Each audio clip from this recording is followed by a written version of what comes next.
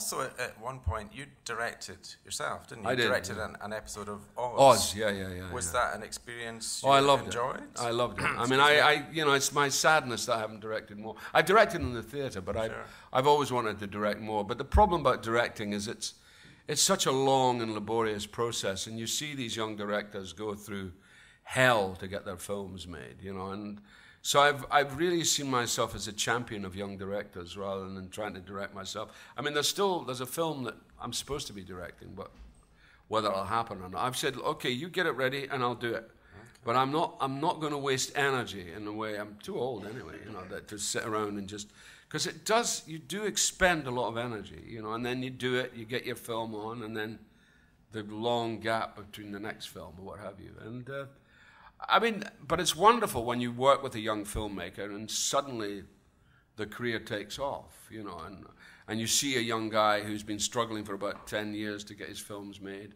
and you go out and you do a short film for him, and then you end up by doing, you know, well, the case in point, funny enough, is a film called The Escapist. Indeed, yeah. And that was a young guy called Rupert Wyatt, and Rupert came to me, and we did this short film. It was set in Afghanistan. And it was about a sort of John Simpson type reporter and a photographer. And it was a little 15-minute section, which was a kind of precursor for a movie that he wanted to make.